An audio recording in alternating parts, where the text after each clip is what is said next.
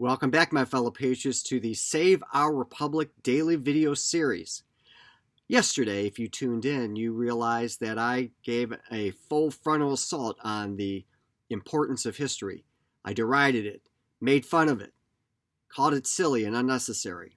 And then, if you listen through the whole thing, you realize that I was being sarcastic, and I told you that today I would explain to you why history is important. So if you haven't listened to that prior episode or watched it, I suggest you go back so you can see what I'm countermandering. But today, I'm going to tell you the top 10 reasons why history is important. Number one, we need role models. Today's people is just a small sliver of the number of people that have lived throughout the course of human history. If you don't know about Martin Luther King Jr., if you don't understand about John Adams, if you have no appreciation for Gandhi, you are really missing an amazing number of people. Now, some of those people as role models blends into what I would call as heroes, and that's number two.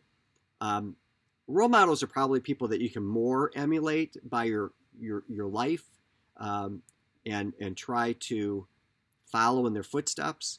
Heroes may be a notch above, and the people that I mentioned may actually be a notch above. But the idea is that there are people in the past who we can learn a great deal from and whom we can emulate either as someone to inspire or someone to hope to follow in their footsteps. The third category is who we don't want to follow, the villains. And there are so many villains. There is Stalin, Mao Zedong, Hitler, and numerous numbers of dictators and mass murderers and genocidal fanatics throughout the course of human history. We need to understand those people so that we don't follow in their footsteps. Number four, the context of comparative history. And what I mean by that is look around. We have a negative bias. We tend to focus on the negative, and there's some studies that show that you need 2-to-1 or 7-to-1 number of positive things kind of outweigh the negative things in your life. But we live in a time and age that is remarkably better by quantum leaps than most people in the course of human history. We don't really appreciate the fact that we have running water, that we have bathrooms that we can flush the toilet, that we have sanitation engineers who come up and pick up our garbage, that for most of us we live in safe neighborhoods, that we have a police force and a fire department who we can rely upon, that we have laws in effect to protect our homes and our property and our families, that we have little gadgets like this cell phone that has more computing power than all the power that was put behind the landing on the moon. It's remarkable how blessed we are and how little we see it. So we really need to think about that. Even in the time of this pandemic, look back at the bubonic plague, look back at mass starvation across huge swaths of history and geography. We should work to improve what we can, absolutely. We're not perfect, but appreciate the blessings that we really have. Number five, humility. If you look back in the past, you'll notice that humility really comes up in two ways. Number one is something I actually was talking about yesterday, which is that our orientation, how we view the world, is significantly different than how people in the past viewed the world. The earth was flat, man was the center of the universe, the sun rotated around the world. All kinds of beliefs that we have determined were untrue. But that should also mean that we should have some humility. Things that we think are unassailable we need to have some humility about that. Maybe we're wrong. I'll give you an example that's much more current today. For the longest period of time, no one would have thought that it was appropriate for two men or two women to get married. And public opinion has shifted dramatically in the other way. And that's happened within my lifetime. And I got a lot of gray hair, but I'm not that old.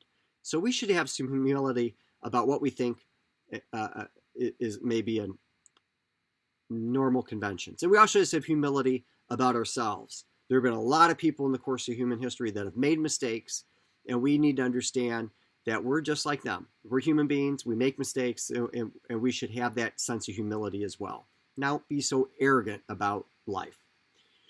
Number 6, avoid repeating mistakes. There's an old adage, sometimes it's ascribed to Einstein, that if you don't know your history, you're doomed to repeat it. And we can look at foreign affairs, we can look at how we govern the economy, we can look at our culture. Everything is new, except everything has already happened. It's just a different twist. History either repeats or has kind of recurring themes, and we would do well to understand the parallels between what we have done and what's happened in the past. And there's a lot of people, for example, drawing parallels about the demise of the United States and the demise of ancient Rome, particularly the Republic. And some of that seems to strike quite home, and some of it is not quite on right, but it is certainly things that we should pay attention to, understand where we've been, what mistakes have we made, how do we avoid them. Number 7, identification. And this really goes to our historical consciousness of our nation, of our ethnic heritage, our if you belong in a political party, whatever it might be, that your religion, you understand where you are rooted by understanding the past.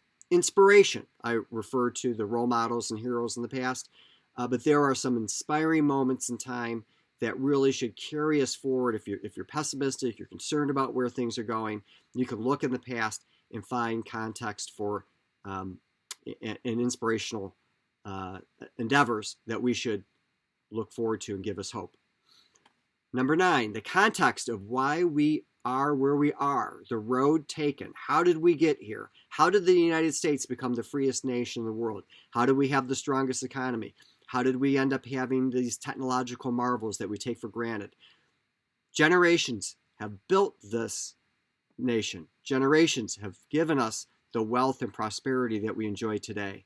And if we don't appreciate that and understand how we got here, very easy to lose it. Number 10, our underlying philosophical foundations. Now that's really what this series is mostly about, Save Our Republic. I'm going into our founding first principles, the Declaration of Independence, talking about our Constitution, other key undergirding philosophies and mechanisms for protecting our freedom and liberty.